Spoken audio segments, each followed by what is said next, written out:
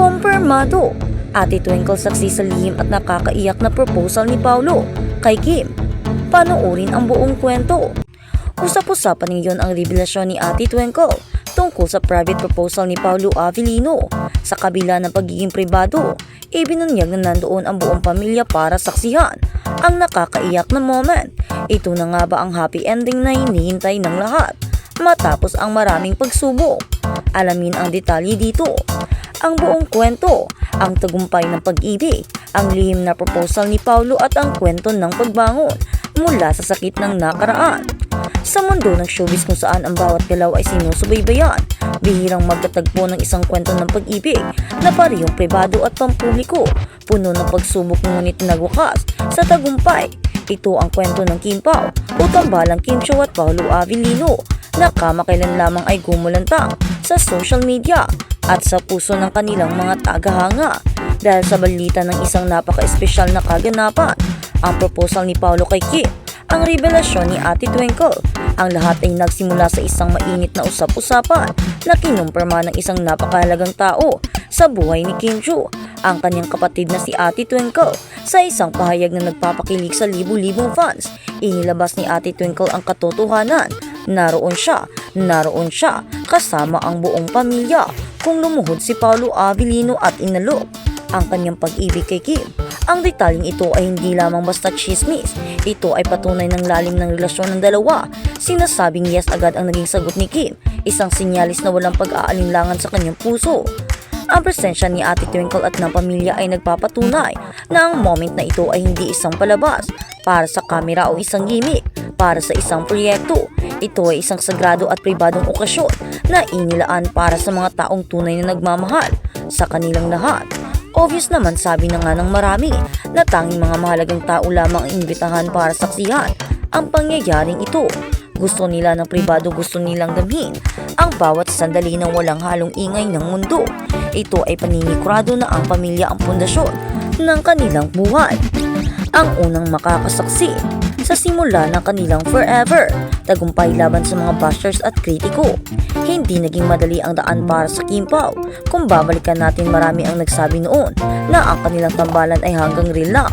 Maraming nagsasabi na hindi mahilig si Paulo na pumasok sa relasyon sa mga nakakatrabaho niya.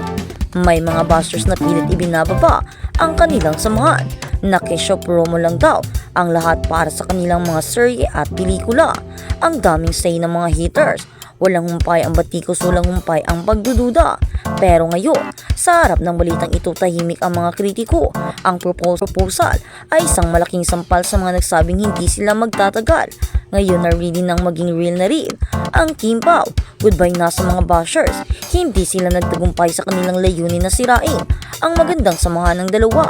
Ang moment na ito, ang proposal na ito, ay ang hinihintay ng mga tunay na nagmamahal sa kanila. Ito ang patunay na sa kabila ng ingay ng mundo, ang katotohanan ng puso ang mananaig.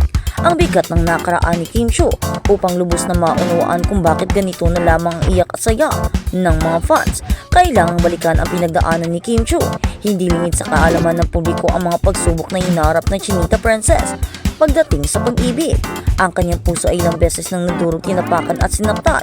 Isipin nyo na lang, sabi nga sa video, just imagine dalawang lalaki ang nananakit sa kanya. Hindi lang basta pananakit, ito ay panluloko. Siya ay niloko at ipinagpalit sa iba. Ang sakit ng mapalitan, ang sakit ng maloko ay mga sugat na mahirap hilumin. Idagdag pa rito ang mga isyu ng panluloko sa aspetong pinansyal, ang mga pagnanakaw di umano sa kanyang pinaghirapan. Lahat ng ito ay hinarap ni Kim ng may tapang sa kabila ng bigat na kanyang dinadala. Hindi siya natanim ng galit na magpapalason sa kanyang pagkatao.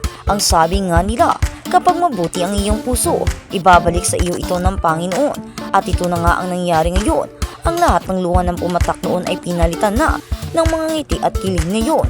Ang karma ng kabutihan ay dumating na sa katauhan ni Paulo Avellino. Si Paulo Avellino ang lalaking nanatili sa gitna ng madilim na kasaysayan ng pag-ibig ni Kim. Dumating si Paulo bilang isang liwanag. Siya ang kabaligtaran ng mga lalaking nanakit kay Kim noon. Kung ang iba ay naging dahilan ng kanyang pagluha sa sakit, si Paulo ang naging dahilan ng kanyang pagluha dahil sa saya. Walang hanggang pasasalamat ang nararamdaman ng mga nagmamahal kay Kim dahil hindi nagpatinag si Paulo. Nanatili siyang consistent mula sa simula hanggang ngayon. Ipinakita niya kay Kim Chu na hindi lahat ng lalaki ay pare-pareho. Hindi niya iniwanan si Kim sa ere. Dinamayan niya ito sa lahat ng lungkot at saya. Nung mga panahong may pinagdadaanan si Kim, nandoon si Paulo, tahimik na sumusuporta, tahimik na nagmamahal. Kahit anong mangyari, ipinaramdam ni Paulo na hindi niya pababayaan si Kim. Hindi ito ang klase ng pag-ibig na kailangan ni Kim.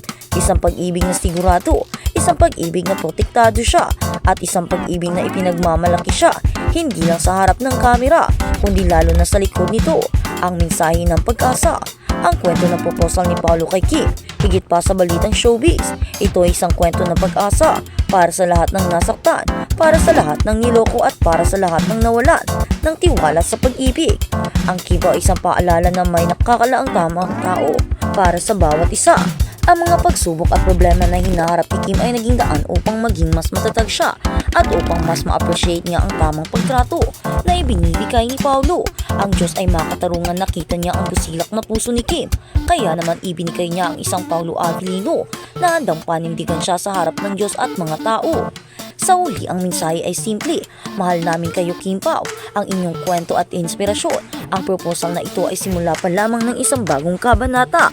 Isang kabanata na walang panluloko, wala ng sakit kundi puno ng pagmamahalan, respeto at pagsasama. Habang buhay sa mga susunod na araw, aabangan ang lahat, ang pag-ibig ng pag-iisang dibdib. Ngunit sa ngayon, sapat na ang malaman na sa wakas, nahanap na ng ating prinsesa ang kanyang tunay na prinsipe at napatunayan ng prinsipe na siya ay karapat-dapat sa pag-ibig ng prinsesa. At sa kabilang banda, binaluktot ni Kim Chu si Kuya Paul sa matamis na birthday shoutout. Ang Showtime host na si Kim Chu ay nagsulat ng isang taos-pusong mensahe sa kaarawan para sa kanyang kapatid na si John Paul Chu. Ipinagmamalaki ng Showtime host na si Kim Chu ang kanyang nakakabatang kapatid na si John Paul Chu, isang lisensyadong piloto sa Canada, sa kanyang birthday tribute para sa kanyang Instagram. Ibinahagi ng 35 years old kapamilya actress ang isang malaking maikling video na nagpapakita ng mga sandali nila ni John Paul at sumulat ang mahabang mensahe para sa kanya. Inilarawan pa niya ang kanyang maliit na kapatid bilang kamangha-manghang. So kung malaman mo kung gaano ako kahangahangang ipinagmamalaki sa lalaking kinalakihan mo, mula sa maliit na batang lalaki na nakilala ko noon hanggang sa malakas, responsable at mapagmahal na tao ka ngayon, pinahanga mo ako sa tutulang. Hindi ko alam kung paano mo nagawang magdala ng napakaraming bagay nang sabay-sabay. Sulat ni Kim, pagpapatuloy niya.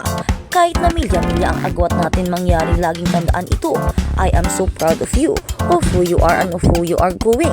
I know deep in my heart that Mama in heaven is smiling so bright. So proud of the man you are today. Salamat sa iyong lakas, sa iyong puso at sa iyong pagmamahal. Salamat, John. Love you. Maligayang kaarawan, Soar High.